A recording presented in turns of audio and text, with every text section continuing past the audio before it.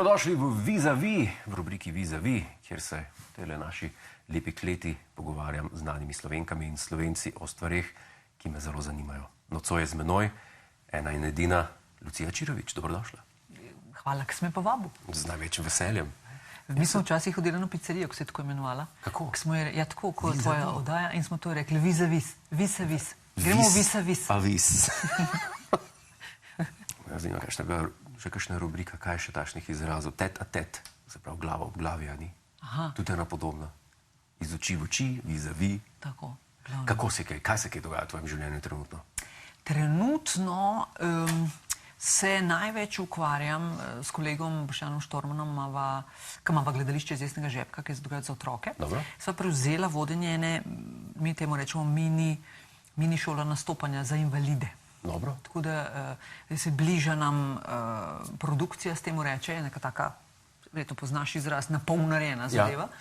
In je veliko dela s tem. Je pa zelo prijetno delati z njimi, zabavni so, pridni in tako. S tem se največ zdaj trenutno ukvarjam. Pa so pa me še kakšni nastopi, pa kakšno novo lutko brana naredila, ampak tu samo govorim. Ok. Tako da evo. Glih na to temo sem hotel speljati. Ti si en tak pri nas unikat v medijskem Jaz mislim, da sem, ja. področju. Igralka, lutkarca, stand-upka, ventriloquistka. Bravo. Ventriloquizem, ti si na par področjih si tako, da bi rekel, za svojo vlogo v TV Dober dan, si doživela nekaj, kar v Sloveniji na igralskem področju ne doživi vsak. Se pravi, neko stereotipizacijo lika kot igralke. Yep. Recimo, to so doživeli v tujini, ne vem, kakšen Rowan Atkinson, recimo. Mr. Bean pa to, ja. Ampak to so takrat doživeli vsi v tej seriji. Ja, več ali manj vsi, ja. Na nek način. Dejansko so Vita Rožeja, ki je igral geja, Ja. tistih cajtih, ki je šel na nekam žurat, so ga pretepli. Imel neke probleme, ja. Ja, v glavnem, ja, res ja, celo kakšne eminentne slovenske igralke so mislile, da sem jaz v resnici iz Bosne. Ko smo se srečali in bi tako, aha, vi govorite slovensko. Oui, yes, sem iz Ribence. Tako da ja. A ja, to je bilo igrano v tisti seriji. Aha, tako ste bila kar prepričljiva. A je večja pohvala od tega? Ne. Ja, meni se tudi zdi, da ne. Ta zadnja, ki sem jo dobila, je bila pa na vides, ena gospa, namreč jaz točno vem, kdaj se serija ponovno predvaja, ponavlja, ker naenkrat je pozornost v trgovini od gospa, več njih, fata, a ne. In je ena rekla, joj, sem gledala TV Dober dan, jaz sem se tako smijala, sem si mislila, jo tako grda v živo, pa ja ne more biti. In pol ni več nič dodala, tako da. No, na drugem področju je pa ta ventriloquizem. Koliko jih je še pri nas, ki to počne? Da bi zares počel in tudi dobro, je sem še eden. Zdaj se je pojavil en Aleksander, ki ga poznam, ki je tudi prebral mojo magistrsko in se je uspel naučiti, ker jaz sem bila na ventriloquistični konferenci v Ameriki. Kako si začela s tem? A je bilo to samoučno? Ja. Okay. Moja ideja, da bi to probala, jaz sem oboževalka Jeffa Dunhama. Ta Ahmed the Dead Terrorist, to navadno ljudje poznajo. Ne poznajo vsega njegovega, ima pa tudi druge like zelo dobre. Tisti Walter je en tak veteran, star, ki je ciničen. Pa Peanut je ena lutka, ki je nek opičnjak, ki gledaš z profesionalnega stališča v smislu veščine, imaš feeling, da nima lastne lutke pod kontrolo in da govori hitreje kot on. Pa on daje glas, tako res zanimivo. In ta Ahmed mi zbudi pozornost, kaj pa če bi jaz tudi to, ker sem bila lutkarca. In sem nekaj probala, sem mislila, to ne gre. Pa je minilo ful let in sem šla narediti magistrski študij, da doštudiram na GRFT in se študij imenoval oblike govora. In pa je bilo treba magistrsko narediti in sem rekla, oblika govora je pa tudi ventriloquizem. In sem govorila z mentorjem in sva rekla, ajde, jaz bi si prosila, če lahko magistrsko naredim tako, da se to učim, treniram, pišem, kaj se mi ob tem dogaja in na koncu je zaključek, uspelo mi je, ni mi uspelo. Aha. In sem si s tem pritiskala, se moram naučiti, sem se rešila. In na koncu sem se. In začetki so taki, da najprej spuščaš ful. Težava je, da PBM. Labialni. Tako. Ja. Pa tudi ti, ki so zobno-usnični, F pa V. Ker tle rabiš to skupaj dati, da ga zgovoriš in rabiš nekako malo pogolfata. Ja. In na začetku si napišeš tekst in si ga držiš. In kasneje, ko si dovolj natreniran, začneš delati rewriting v glav, kot bi se slovensko reklo. Ti si bil pisatelj. Popravljanje besedila. Tako. Ja, urejevanje. Tako, urejevanje, ampak tudi tako, direktno, ne? To pomeni, da če rečeš, to je zelo pomembno, ki ima in P in B in M, rajš rečeš, to je nujno. To se naučiš. Potem pa v enem momentu dobiš ta trening, da se te besede, ki so težke, zelo čisto v redu slišijo in potem dobiš pa nek tak sproščen govor. Ampak to je faze in sem si pomagala z eno knjigo, pa z videi. Ampak ne onimi profesionalnimi videi, ker Jeff Dunham jih je tudi naredil, ampak Lutka z njim govori. Stari, mene medeš s to Lutko, jaz rabim clean, spet, dajmo slovenski. Čisto sliko, kaj ti počneš. In en tip je, ko sem najdela video, ko on reče, tako naredim, probam to, tako se zgovori. In trening in ogledalo. Pri ventriloquizmu dejansko usta niso nikoli čist zaprta, ker je nemogoče, ali ne? Se zgodi, da kdo reče to, ja ti pa govoriš z zaprtimi usti, ker živijo z zaprtimi usti je... Ne, morajo biti odprta, ker pač govorni aparat tako deluje, da pride skozi usta ven. Ker tudi čez nos ne more. Res, da jim nos pomaga meju, ampak ne more. Je pa fajn, da so čim manj, ne? In najdeti moraš neko svojo pozicijo naravno. Ful je fajn, kdorkoli zna pet, ve, da seveda, ko poješ ali poč smiš, ka pride čist. Če sem jaz tako izgleda, kot da koga ubila glihkar. Ker moj naraven je nadol, viš, imam usta. Jaz nisem slabe volje zdaj. Samo resna Lucija, nadol imam usta. Torej, moja pozicija je nadol. Po pa malo priprta. Na začetku tiščiš zobe skupaj, tudi blokiraš to čeljust spodno, pol kasneje pa tudi uspeš malo premikati zobe, brez da to moteče. Pa ves te dvadaš tako, da je recimo, ne vem, A, to je recimo ena prvih vaj. Pa moraš jo uskladiti čez lutko, torej, da je A, in tako naprej. In pa besedice. In najdeš najprej lahke besede. Halo, pol pa težje. Zdaj, če se še vstava, zanimivo mi je bilo, ker si rekla, da najprej moraš imeti vse napisano. Ti, ko nastopaš, a gre za nastope, ki imajo improvizatorsko vsebino? Z lutkami? Se zgodi. Se zdaj že zgodi. Ali imaš tudi napisano? Ker to sem vedno, kako bi rekel, razločeval v našem poslu, če lahko tako rečem, improvizatorsko od, pa ne bom rekel stand-up komičarskega, ampak od napisanega. Spravo, stvari, ki imamo mi v oddaji, do tega in me zanima, a ni to potem dvojni stres? Spravo, moraš paziti na to, da boš pač obrtniško dovolj dobro izvajala, kar izvajaš, plus na to, kaj boš rekla. Ja, je. Zdaj je pomembno, da je ta veščina zelo dobro natrenirana, da ne rabiš preveč misliti. Jaz roko na srce, ta slovenščina, roko na srce, pa še nisem nič pila, garantiram. Verjamem. Še 5 minut imam nekaj spodaj. Dobro, super. Viš, bi mogla prej reči. Je tako, da se mi zgodi, da minejo, ne bo šlo danes prevedeti, slovensko, to je neka taka. Ne bo rebenško, ne bo ne vem kva. Mine tudi 2 meseca, ker nima nobenega nastopa, pride kakšen tak, ali so prazniki, ali je počitnice, ali nekaj. In jaz nisem tako, sem frejzem pa vadila. Jaz pustim. In potem spet. In tako, v glavnem se mi zgodi, da mehno, ne da pozabam, ampak mehno mi pade kondicija v tem. In takrat je najbolj stresno. Ko pa je z veliko nastopov, je pa to začne laufati ful, tako da ne rabim preveč misliti. Še vedno so pa kakšne besede, ali pa sklopi, ali pa neke fore, ki jih želim izvesti, pa vem, da je mehno problematična, takrat pol pa mehno bolj. Ampak zna biti stresno. Se pa zgodi tudi magija. Včasih, recimo posebej, ko delam ta open mic, še vedno uporabljamo tudi v Sloveniji, pač ti nastopi, ker treniraš nov material. Jaz vedno stand-up treniram na ta način in z lutkami. In prijem nekaj nogo izvajati, nekaj pozabim. In prvo pravilo lutkarstva je, da je lutka, če je s tabo tam, ne more, ker ne govori biti mrtva. Torej, da je lutka ful govori in potem, ki ti govoriš, je lutka tako. Ampak je živa. In jaz se to zavedam. In se je že zgodilo, da je prišel ta magija, da jaz nekaj gledam in lutka pogleda občistvo in pogleda me neko spozabila. In pa je to, in je ful smešno in tako čutim, kot da se mi pol možganov tako obcepi v roko. Tako, hecen feeling.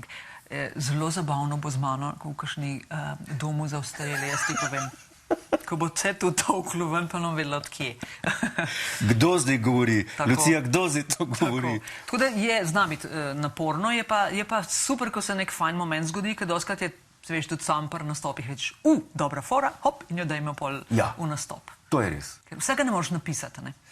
Ne, vsega ne moreš napisati, čeprav jaz pa sem tak človek, ki ima rajš napisano. Jaz tudi. Ker, jaz tako rečem, če imam vse pripravljeno, da dam tudi vrsten red, pa sem fajn vole, pa nekaj improviziram odlično.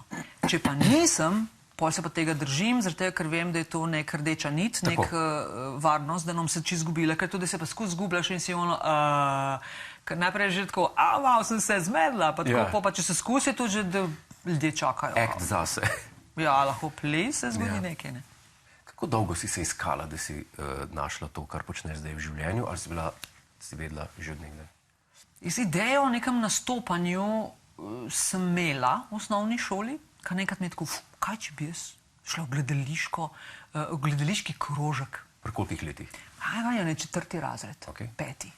In potem sem prišla do sošolke, sem rekla, kaj bi se jaz lahko preklopila v gledališki krožek. In mi je sošolka pogledala, mi smo tam že od 1. razreda. In to je bilo dovolj, da sem rekla, v redu, hvala, nasvidenje, zaprimo vrata, zaklenemo, me ne zanima več. Čakaj, a to pomeni, da vpliva človek na te, če ti reče, tole pa pust, to pa ni vredno? Ja, resno, še vedno je nevarno, ja. Ok. In se zgodijo tudi momenti, ko pa tako zelo vem, da rečem, ne, to bo šlo. Če pa nisem čez ziher, pol pa zunanji vpliv mi sam še bolj razrahljane. Tako da sem rekla, ne bom, ok, v redu, nič. Pa je pa šele po srednji šoli sem jaz začela hoditi na gledališko skupino v Ribenci, ker mi je friend rekel, Drago Milinović, ki mogoče ga poznaš, Đerč ga kličemo, zdaj živi v tujini, in rekel, te pa tu ful dobro gre, sem se nekaj vnala in sem prišla tja in kar naenkrat sem ugotovila v življenju, ker sem bila vedno, moji nečaki imajo eno igračo, tako plastično kroglo, ki je imela različne oblike lukenj. Zvezdica, kvadratek, lunica in pol je majhen otrok mogel pogruntati, da je neka zvezdica bo šla not skozi zvezdico. In jaz sem se cel svoje življenje počutila kot en krogec, ki proba skozi kvadratno odprideti in ne gre. Jaz sem se res trudila biti normalna, s tem rečem. Sem bila pa skozi posebna. Tam so pa stvari samo prišle. Karkoli sem naredila, so rekli v redu, super, ponovi. Bolj sem šla čez, bolj sem nekaj prepuščala, sem zgotovila, wow. In zato meni gledališče Žnic preživetje bilo. Itak pa vsak si je skozi otroštvo najdel, ti rabiš nekaj, da dobiš pozornost. Pa ni treba, da je ono ego pa to, ampak rabiš to, da se počutiš, da si pomemben, da si koristen, karkoli. No in pri meni je bil humor.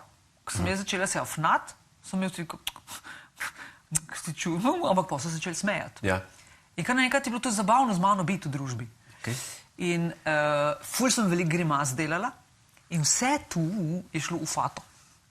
Fatin obraz, da imam krok naredim, je dobil vse to, te neke grimase, ki za njim več potrebe tako veliko delati.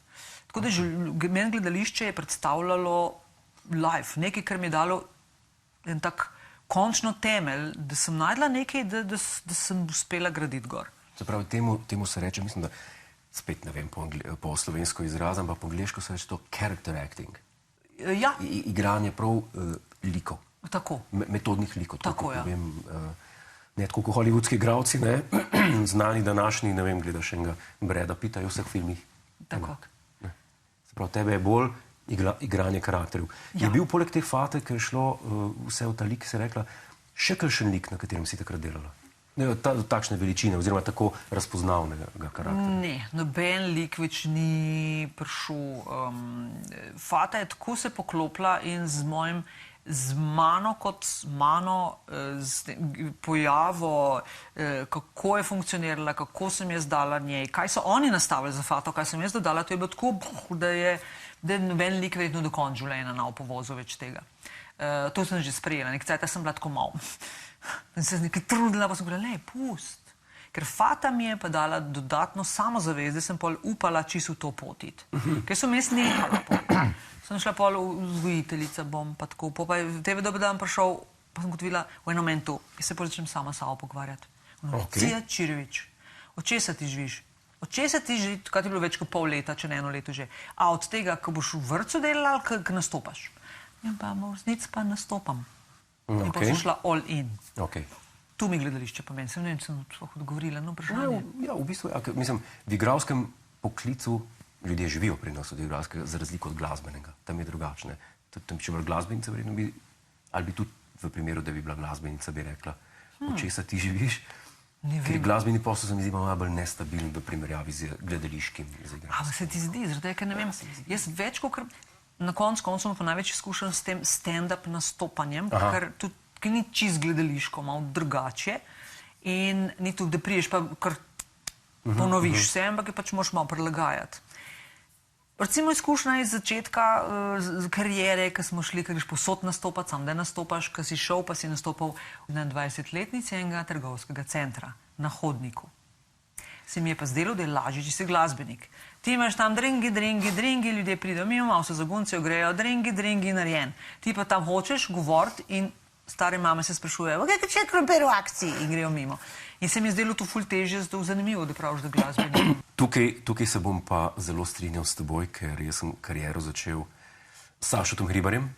Točno, ja. In sem velikrat hodil na kakšne nastope z njim in velik teh nastopov je bil tudi po nakupovalnih centrih. Ob otvoritvi tega novega butika in to je, se znajdeš tam, ker moraš, ne vem, imitirati stand-up, ni važno kaj. Tako. In od tebe se pričakuje, ti moraš pa smešna biti. Ja, še to. Ti moraš biti smešna, ker glasbeniku... Ni treba. Glasbenik sam zafušati ne sme. Tako. Je dober, je slab, mu ne bo noben zameril. Tako. Tu je pa stres mal večji. Ja. Zaprav, a je bil dejansko potem to botrovalo tem, da nisi šla naprej kot v vzgojiteljske vode? Ta TV Dober dan, ki ti je dal to, bi rekel, na nazadnje slavo veliko. Takrat sem bil otrok, takrat smo vsi gledali to. Ja, vsi. Kaj se je pa še gledali v Sloveniji takrat? Če bila ena prvih serij, ki je bila tudi na Pop TV-ju sploh, v Sloveniji sploh. Naša mala klinika, ki je pol imela še več delov, je šele kasneje prišla. Ja. Tako da, ja, to je bilo zelo... Jaz sem se sprašvala takrat, si vseeno malo ego, pa to, kaj čemo kaj slavni. V 3 mesecih je šlo tu, čez vsa pričakovanja. Čez vsi so te ustavljali na ulici, vsi so to gledali. Je bilo fajn. Kaj je bilo vprašanje? Tako krožno, da te razlagam, da več ne vem. Sem se znajla spet na istem. Ne.